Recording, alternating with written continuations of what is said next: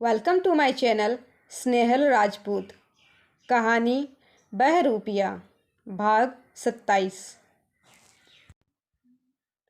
ये क्या कर रहे हो? उदय उसकी तरफ मुड़ता हुआ और डपटता हुआ बोला। सर ये वही है, पक्का वही है, वो जानवर। वो लड़की सही बोल रही थी, ये जरूर उसका कुत्ता ही है, ये जरूर एक वेयरवुल्फ है। वो दहशत से बोला, उसकी आवाज़ कांप रही थी। उदय कुछ जवाब देता इससे पहले वो लड़का व्यंग्य से हंस दिया। वो दोनों ही उसे घूरने लगे। वो लड़का एक खिड़की के सामने खड़ा था। उसने उन्हें घूरते हुए ही अपना एक हाथ पीछे बढ़ाया और खिड़की के पर्दों को पकड़कर एक झटका दिया। पर्दे रोड सहित फर्श पर आ गिरे। हैरानी से उदय और सब इंस्पेक्टर उस लड़के की वह हरकत देखते रहे। पहले तो उनकी कुछ समझ में नहीं आया, फिर उन्होंने खिड़की के कांच के बाहर देखा। एक पूरा चांद चांद जिसकी रोशनी में उस रहस्यमय लड़के का पूरा शरीर नहा गया था और देखते ही देखते उसका पूरा शरीर बदलने लगा।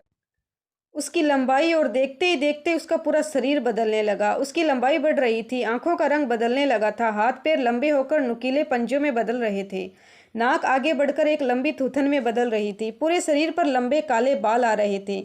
वो दोनों घबराकर पीछे हटने लगे। वो दरिंदा दरवाजे के पास ही था। उदय और सब इंस्पेक्टर निखिल दोनों फंस चुके थे। एक शेर की गुर्राहट से भी कहीं ज्यादा भारी गुर्राहट का स्वर उभरा और उस जानवर ने सर उठाकर उन दोनों को देखा।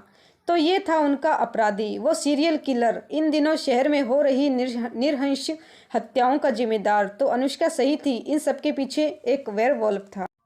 वो दानव खड़ा हुआ, उसका सर छत से 1.5-2 फीट नीचे ही था। एक भयंकर गुर्राहट के साथ वो उन पर छलांग लगा दिया। सर बचिए, चिल्लाते हुए सब इंस्पेक्टर निखिल ने उदय को धक्का दे दिया, जो कि सदमे से जड़ हो चुका था। फर्श पर गिरते ही उसे एक दर्दनाक चीख सुनाई दी।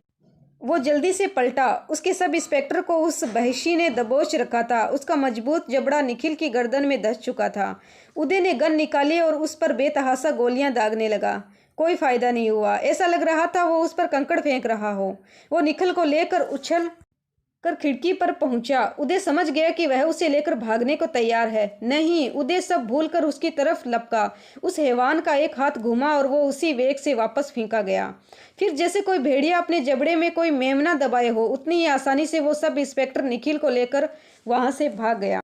नो नो, ओह! उदय उसके पीछे जाने के लिए फर्श से उठने लगा, पर दर्द से कर्राता हुआ वापस बैठ गया। दर्द और दहशत से उसने खुद पर नजर डाली तो देखा कि उसने सीने पर उस हैवान के पंजे से 3 बहुत लंबे और गहरे घाव बन गए थे, जिनमें से खून बह रहा था। ओ गॉड, ये क्या? वो उस वक्त बेहद तकलीफ में था। बावजूद इसके एक विचार बिजली की तरह उसके जहन में कौंधा। क्या वो भी उनमें से एक बन जाएगा? वो खुद भी एक वेयरवुल्फ बन जाएगा? फिर वो वापस फर्श पर गिर गया। उसकी चेतना लुप्त हो गई। कहानी जारी है। कहानी का अगला भाग नेक्स्ट वीडियो में। धन्यवाद।